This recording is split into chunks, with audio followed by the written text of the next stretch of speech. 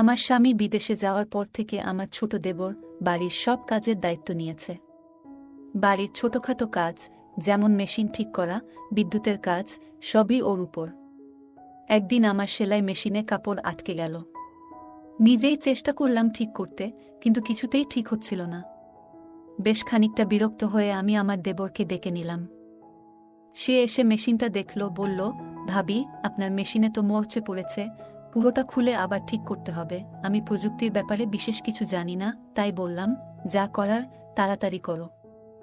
আমার অনেক কাজ আছে, শুধু এটুকুই বললাম, যা করতে হবে করে নাও। সে কিছু সময়ের জন্য বাইরে চলে গেল, হয়তো কোনো সরঞ্জাম বা অন্য কিছু আনতে।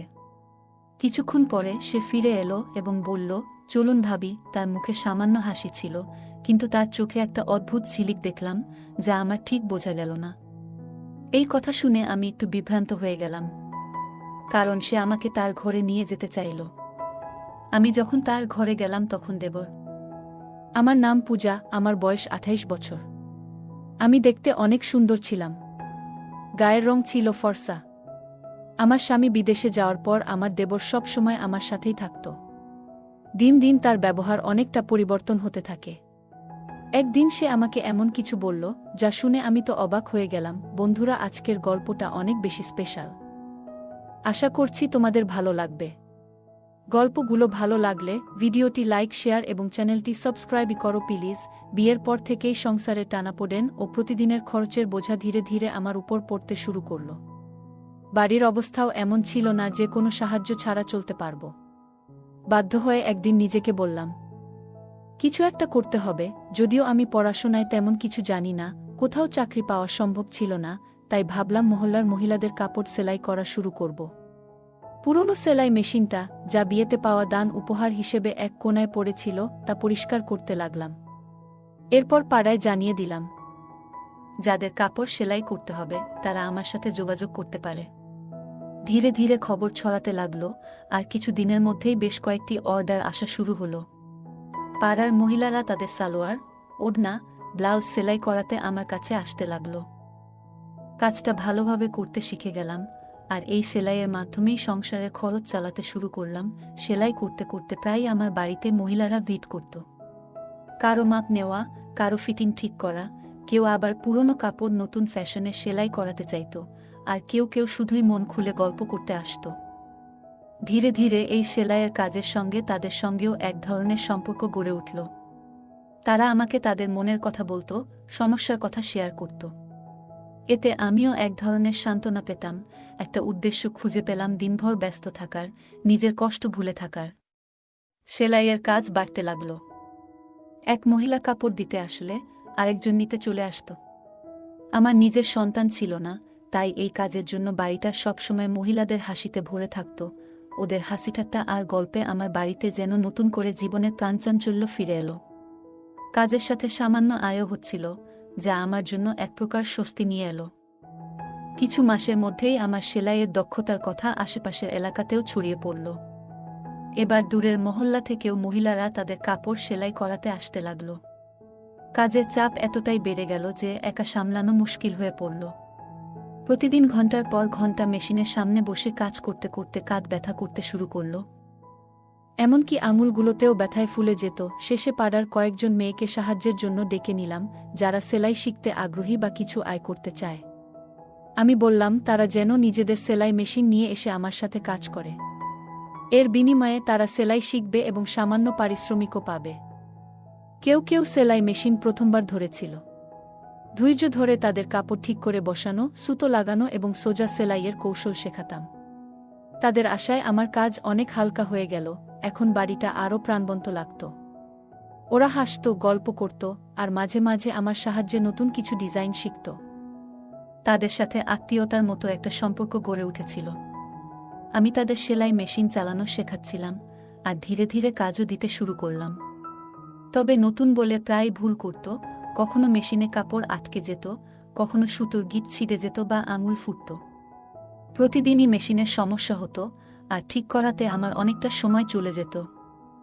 একদিন তাদের মধ্যে এক মেয়ের মেশিন আবার নষ্ট হয়ে গেল। কাপড় মেশিনে আটকে গেল। আমি নিজে থেকে চেষ্টা করলাম ওর মেশিনটা ঠিক করতে, কিন্তু সফল হলাম না। বাধ্য হয়ে আমি তাকে বললাম, আজ তুমি মেশিনটা ঠিক করিয়ে নিয়ে এসো, আজ আর কাজ করতে হবে না। মেয়েটি চলে যেতে প্রস্তুত হচ্ছিল।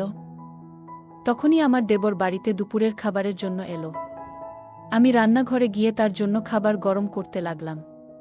জানালা দিয়ে তাকিয়ে দেখি আমার দেবর সেই মেয়েটির সঙ্গে কিছু কথা বলছে।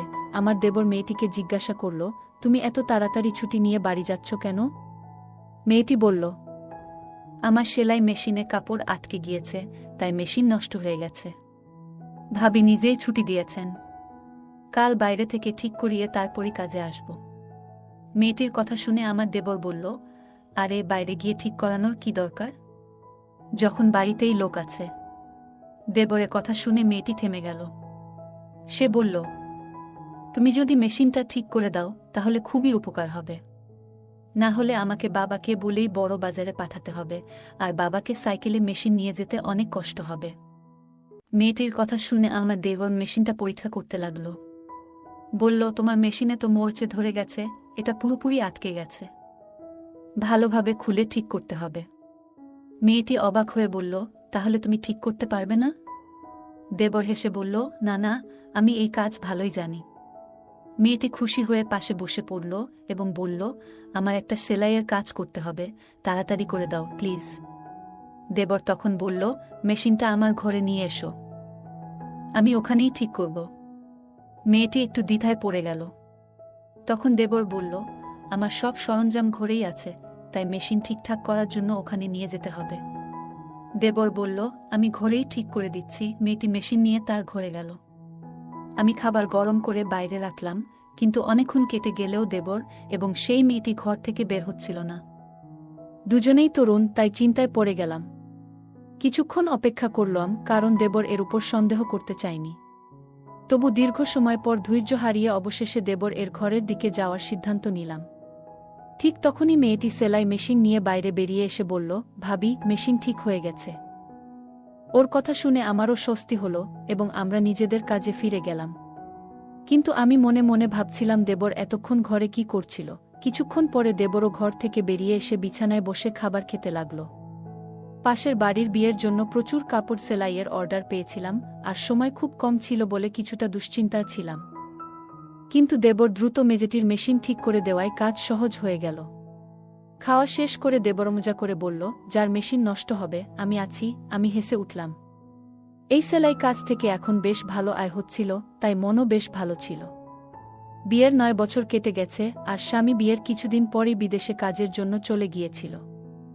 প্রায় 3 বছর ধরে সে দুবাইতে আছে। 6 মাস বা বছরে একবার ফিরত, ছুটি পেলেই স্বামী বাড়িতে আসত, সপ্তাহখানেক থেকে আবার দুবাই ফিরে যেত। বাড়িতে শ্বশুর শাশুড়ি আর এক দেবর ছিল। শ্বশুর শাশুড়ি ছিলেন বয়স্ক এবং প্রায় অসুস্থ থাকতেন, দিনের বেশিরভাগ সময় নিজেদের ঘরেই থাকতেন। দেবর খুবই ভালো ছেলে ছিল, বয়স মাত্র 20 হলেও সে নিজেই একটি দোকান খুলেছিল, যেখানে মেশিন মেরামতের কাজ করত। আমি ওকে বলতাম, তুমি এখনো ছোট, পড়াশোনা করাটাই দরকার, কিন্তু সে বলতো, ভাবি, সংসার তো চলাতে হবে, কতদিন আর সব দায়িত্ব ভাইজের উপর ফেলে রাখা যাবে? ভাই বিদেশে আছে, বাড়িটাও ভাড়ার, মা বাবা অসুস্থ, তাই আমাকে কাজ করতেই হবে। সাধারণত দেবর দিনের বেশিরভাগ সময় দোকানেই থাকত, তবে মাঝে মধ্যে বাড়িতেও আসত, আর আমি নিশ্চিন্তে থাকতাম। দেবর বাড়িতে এলেই এখানে ওখানে ছোটখাটো কাজগুলো করে দিত। আমার সাথে বসে অনেক গল্প করত। মেয়েরা যেসব মেশিন নিয়ে আসত তা প্রায়ই নষ্ট হয়ে যেত, আর আমি দেবরকে বললেই সে দ্রুত ঠিক করে দিত। একদিন আমি সেলাই করছিলাম, আবারও সেই মেয়েটির মেশিন নষ্ট হয়ে গেল। এতে আমার রাগ উঠে গেল। বললাম, তুমি এত বড় হলে, কতদিন ধরে তোমার সেলাই শেখাচ্ছি, অথচ এখনো কিছুই শিখতে পারনি। আমার রাগ দেখে মেয়েটি কেঁদে ফেলল। আমি ওকে বললাম, তোমার মেশিন নিয়ে যাও এবং বাড়ি যাও। কিন্তু ঠিক সেই সময় আমার দেবর বাড়িতে এলো, আর মেয়েটিকে কাঁদতে দেখে বলল, ভাবি, ও কাঁদছে কেন? দেবর আশেপাশের সব মেয়েদের চিনত, তাই ওদের ব্যাপারে খোঁজ খবর নিত। আমি বিরক্ত হয়ে বললাম, এই মেয়েটি আমাকে খুবই বিরক্ত করছে, মনে হচ্ছে ওকে কাজ থেকে বাদ দিয়ে দিই, ইচ্ছে করেই মেশিন নষ্ট করে ফেলে। আমার কথা শুনে দেবর হেসে ফেলল। আমি রাগের মধ্যে ছিলাম, তাই ওকে একটু বকাও দিলাম। দেবর বলল, ভাবি, এর কোনো দোষ নেই, আজকালকার মেশিনগুলোই এমন সহজে খারাপ হয়ে যায়। পুরনো দিনের মেশিন কিনলে তার অনেক বছর পর্যন্ত কোনো সমস্যা হতো না। এখন তো সবকিছুই লোকাল মানের। দেবরের কথা শুনে আমি ওর দিকে তাকালাম। সে তখন পকেট থেকে মোবাইল বের করে বলল, ভাবি, দাদার কল এসেছে, আপনি কথা বলবেন? আপনার রাগও মিটে যাবে। স্বামীর কথা শুনে আমি হেসে ফেললাম। দেবর খুবই দুষ্ট ছিল, মাঝে মাঝেই আমাকে মজা করত। আসলে কয়েকদিন ধরে আমার স্বামীর সাথে কথাই হয়নি। হয়তো কাজের জন্য ব্যস্ত ছিল। প্রায় প্রতিদিনই দেবরকে বলতাম, দাদার সাথে একটা কল লাগিয়ে দাও, কিন্তু সে প্রতিবারই বলতো, ভাবি, আজ মোবাইলে টাকা নেই, কাল কথা বলিয়ে দেব। তবে বেশ কিছুদিন পার হয়ে গেলেও সে কলটা করে দেয়নি। হয়তো সত্যিই ওর মোবাইলে টাকা ছিল না। কিন্তু আজ দেবর আমাকে মোবাইলটা ধরিয়ে দিতেই সবকিছু ভুলে গেলাম। মোবাইল হাতে নিয়ে নিজের ঘরে গিয়ে স্বামীর সঙ্গে কথা বলতে শুরু করলাম। বহুদিন ধরেই কথা হচ্ছিল না, তাই অনেক প্রয়োজনীয় কথা বলার ছিল। প্রায় 15 মিনিট পর কথা শেষ করে যখন কল কাটতে যাচ্ছিলাম, তখন স্বামী বললেন, মা বাবার সাথেও একটু কথা বলিয়ে দাও। আমি মোবাইলটি নিয়ে শ্বশুর শাশুড়ির ঘরে গিয়ে আমার স্বামীর সঙ্গে কথা বলালাম। তারা বেশ খুশি হলেন। সেখান থেকে বেরিয়ে এসে দেখলাম দেবর বাইরে নেই। এক মেয়ে বলল, ও এখনও তানিয়ার মেশিন ঠিক করছে, আর ওর ঘরের দিকে ইশারা করল। আমি কিছুটা অবাক হলাম, কারণ এতক্ষণ ধরে ওরা ঘরের ভেতরেই ছিল। ঠিক তখন মনে পড়ল, আমি এখনও দেবর এর জন্য খাবার গরম করিনি। নিজের মাথায় হাত ঠেকালাম। স্বামীর সঙ্গে কথা বলার ফাঁকে দেবর এর খাবার দেওয়ার কথাই ভুলে গিয়েছিলাম। দেবর যখন বাইরে এলো, তখন আমি বললাম, তুমি বসো, আমি তোমার জন্য খাবার গরম করে আনি। কিন্তু দেবর বলল, না ভাবি, আমার পেট ভরে গেছে, আজ খাবো না। হেসে সে বাইরে চলে গেল, আর আমি একটু অবাক হয়ে মেশিনের পাশে বসে ভাবতে লাগলাম, আসলে ও কোথায় গিয়ে পেট ভরালো। সেদিন আমি কাজের মাঝে হঠাৎ এক পাশে দেখলাম আমার তানিয়া কিছু মেয়ের সাথে ধীরে ধীরে কথা বলছে। তার মুখে এক ধরনের আনন্দ ঝলকাচ্ছিল, যেন সে আনন্দে মেতে আছে।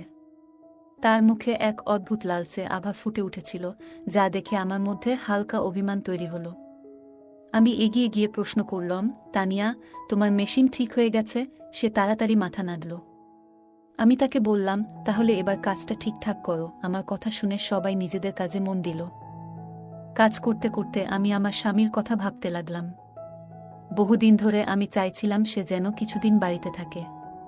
আমার মন খুব চেয়েছিল তাকে বাড়িতে দেখতে, কিন্তু সে বলতো, যদি বাড়িতে আসি তাহলে বেশ কিছু খরচ হবে, তাই কিছুদিন না আসাই ভালো। আমি জানতাম সে আমাদের ভবিষ্যতের জন্য প্রতিটি টাকার হিসাব করছে, যাতে আমাদের ভবিষ্যৎ আরও ভালো হয়। কিন্তু তবু তার দূরত্ব আমাকে কষ্ট দিচ্ছিল। মনে মনে ভাবতাম, সে যদি প্রতিদিন বাড়ি ফিরত, আমার সাথে থাকত, তাহলে কেমন হতো। আমি চাইতাম সে বাড়ি ফিরুক, হয়তো কম আয় হবে, কিন্তু সে পাশে থাকলে সবকিছু সহজ হতো। তাই আমি চুপচাপ সেলাইয়ের কাজে মন দিতাম। সেলাই করার মাধ্যমে কিছু আয় করতে পারছিলাম, যা ঘরের খরচের কিছুটা সাপেক্ষে সহায়ক হতো। আমি যা উপার্জন করতাম তা শাশুড়ির হাতে তুলে দিতাম, এতে সবার মুখে হাসি ফুটে উঠত, আর আমার সময়টাও ভালো কেটে যেত। সেলাইয়ের কাজে নিয়োজিত মেয়েদের মেশিনগুলো প্রায়শই নষ্ট হয়ে যাচ্ছিল। অনেকবার বুঝিয়ে বলেছিলাম, মেশিনগুলো ঠিকভাবে চালানো শিখতে হবে, কিন্তু প্রতিদিনই কারো না কারো মেশিনে কোনো না কোনো সমস্যা দেখা দিত। ভাবছিলাম, যদি মেশিন ঠিক করার কাজটাও শিখতে পারতাম তাহলে কেমন হতো। কিন্তু আমি তেমন শিক্ষিত নই, তাই এ ধরনের কাজ শেখার সাহস পাইনি। এই মেশিনগুলো আগে আমার শাশুড়ি চালাতেন, তিনি আমাদের সংসারের খরচ মেটানোর জন্যই সেলাই করতেন। কিন্তু আমার বিয়ের পরপরই শাশুড়ি অসুস্থ হয়ে পড়লেন, আর তখনই আমার স্বামী বিদেশে চলে গেলেন। আমি তখন ভাবলাম, সেলাইয়ের কাজটি আমিই করব, এতে সংসারের জন্য কিছু টাকা আসবে। কিন্তু বুঝতে পারিনি যে এর সাথে কিছু বাড়তি সমস্যাও আসবে। সে দিনটাতে আমার খুব ভালো লাগছিল, কারণ সকালে আমার স্বামীর ফোন এসেছিল। স্বামীর খবর পেয়ে মনটা খুশিতে ভরে গিয়েছিল। তবে কাজের মধ্যে ঠিক তখনই আমাদের পাড়ার এক মহিলা এলেন। তিনি বললেন, আমার মেয়ের বিয়ে, আমি চাই তুমি বিয়ের জন্য প্রয়োজনীয় সব পোশাক সেলাই করে দাও। আমার হাতে তখন তেমন কাজ ছিল না, তাই তার কথা শুনে বেশ আনন্দ পেলাম। হাসিমুখে তাকে বললাম, আমার বেশ কয়েকজন মেয়ে আছে কাজ শেখার জন্য, আমরা একসঙ্গে কাজ করে সময় মতো সব পোশাক তৈরি করে দেব। তিনি আমাকে অনেক আশীর্বাদ দিয়ে চলে গেলেন, আর তার যাবার পর আমি সেলাই শেখার মেয়েদের সঙ্গে বসে কাজ ভাগাভাগি করলাম। সেদিন কাজের চাপ ছিল অনেক, আর সময় ছিল খুব কম। তাই আমি মেয়েদের বললাম, সবাই নিজের মেশিন ঠিকভাবে চালাবে। যদি কাজের মাঝে কারো মেশিন নষ্ট হয়, তবে তাকে এই কাজ থেকে বাদ দিতে হবে। আমার কথা শুনে এক মেয়ে মৃদু হেসে বলল, ভাবি, আজ আপনার ছোট দেবর আসবে না, আমরা তার মাধ্যমে আমাদের মেশিনগুলো ঠিক করিয়ে নেব। মেয়েটির মুখে চাপা হাসি ছিল, যার অর্থ আমি তখন পুরোপুরি বুঝতে পারিনি। আমি তখন কাপড়গুলো যাচাই করছিলাম, তাই বললাম, হ্যাঁ ঠিক আছে, দ্রুত মেশিনগুলো ঠিক করে নাও। এই কথায় সবাই যেন খুশি হয়ে উঠল। দুপুরে ছোট দেবর এলে মেয়েরা তার চারপাশে ঘিরে ধরল। সে বলল, আমি কি সব মেশিন ঠিক করার দায়িত্ব নিয়েছি? যাও, অন্য কারো কাছে নিয়ে যাও। তবু হাসতে হাসতে সে তাদের সাহায্য করতে লাগল। আমি এই দৃশ্য দেখে মৃদু হেসে ফেললাম, আর মেয়েরা একটু মন খারাপ করল। তারপর মেয়েরা মজার ছলে বলল, আমরা তো তোমার জন্যও কিছু করতে চাই, আমরা তো বিনিময়ে কিছু দিতে চাই। হাসতে হাসতে আমার ছোট দেবর বলল, আচ্ছা, তাহলে কিছু দিতেই হবে। তখন এক মেয়ে বলে উঠল, যেদিন তোমার বিয়ে হবে, আমরা তোমার বউয়ের জন্য সেরা পোশাকটি সেলাই করে দেব। তার কথা শুনে আমার দেবর হেসে বলল, তোমরা সবাই বেশ চালাক। প্রতিদিন কারো না কারো মেশিন ঠিক করি, আর শেষমেশ বিয়ের দিনে শুধু একটা পোশাক সেলাইয়ের প্রতিশ্রুতি। দেবর এর কথা শুনে আমি হেসে উঠলাম। সে বলল, তোমাদের সেলাই এখনো পুরোপুরি নিখুঁত নয়, তাই মাফ করো, আমার ভাবি আমার হবু স্ত্রীর জন্য পোশাক বানাবে। কথাটি বলে সে আমার দিকে তাকালো। আমি হেসে মেয়েদের বললাম, আমার ছোট দেবর এখনো খুব ছোট। তখন এক মেয়ে অবাক হয়ে বলল, ভাবি, কিন্তু ও তো দেখতে বেশ লম্বা। আমার দেবর মজার ছলে আমার দিকে তাকিয়েছিল, যেন আমার জবাব শোনার জন্যই অপেক্ষা করছিল। আমি জানতাম সে আসলে বয়সে বেশ তরুণ, পরিবারের দায়িত্ব নেয়ার জন্য সে প্রস্তুত নয়।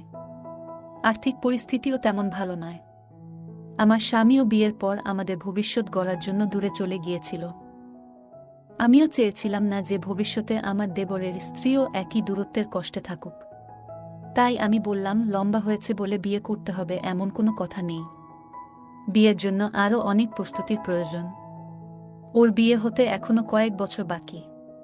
আমার কথা শুনে দেবর হেসে উঠল। এরপর আমি মেয়েদের দিকে ফিরে বললাম, চলো, এবার সবাই কাজে মন দাও। আমি দেবরের জন্য খাবার গরম করে নিয়ে আসি। এ কথা বলে আমি রান্নাঘরে গিয়ে তার জন্য খাবার গরম করতে লাগলাম। মেয়েরা নিজেদের কাজ নিয়ে আবার ব্যস্ত হয়ে গেল। আমি আমার দেওরের ঘরে যাচ্ছিলাম, কারণ জানি না কিভাবে, কিন্তু ও মেশিনগুলোতে এক ধরনের জাদু করত, আর সবকিছু ঠিকঠাক হয়ে যেত। সেদিনও সে মেয়েদের সেলাইয়ের মেশিনগুলো সারিয়ে দিয়ে নিজের কাজে চলে গেল। পরের দিন প্রচুর কাজ ছিল, তাই কাউকে কাজ থেকে সরতে দিলাম না। দেবরও সেদিন বাড়িতে আসেনি, আর কাজের চাপ এত বেশি ছিল যে আমিও ব্যস্ত ছিলাম। মনে মনে ভেবেছিলাম, কাজের ফাঁকে নিজের বাবা মার বাড়িতে কিছুদিন যাব। কতদিন যাব ভাবছি, কিন্তু হঠাৎ একটা বিপদ এলো। আমার মেশিনটি খারাপ হয়ে গেল, আর কাপড়ের বিশাল স্তূপ পড়ে রইল। আমি চাইছিলাম না যে এত দামি কাপড় মেয়েদের দিয়ে সেলাই করাই, কারণ তাদের কাজের মধ্যে এখনো সূক্ষ্মতা আসেনি। সকালে মেশিনটি একদম কাজ করছিল না। মেয়েরা আমার চিন্তিত মুখ দেখে বলল, ভাবি, আপনি চিন্তা করবেন না, আপনার দেবর আছে, সে তো আপনার মেশিন ঠিক করেই দেবে। এই কথা শুনে মেয়েরা নিজেদের মধ্যে ফিসফিস করে কথা বলতে লাগল, যা আমি ঠিক বুঝে উঠতে পারলাম না। কয়েকদিন ধরে লক্ষ্য করছিলাম, দেবর সারা দিন বাইরে থাকত, কিন্তু দুপুরে খাবার খেতে এলেই মেয়েরা যেন কোনো বাহানায় তার আশেপাশে ঘুরঘুর করত। সবার কাজ ছেড়ে যেন তার উপস্থিতিতে একটু আনন্দ খুঁজে পেত। এমন সময় আমি নিজেই উঠে দাঁড়ালাম কাজ দ্রুত শেষ করার জন্য। সেদিন কাজের চাপ এত বেশি ছিল যে মেয়েদের আচরণে খুব একটা খেয়াল করতে পারিনি।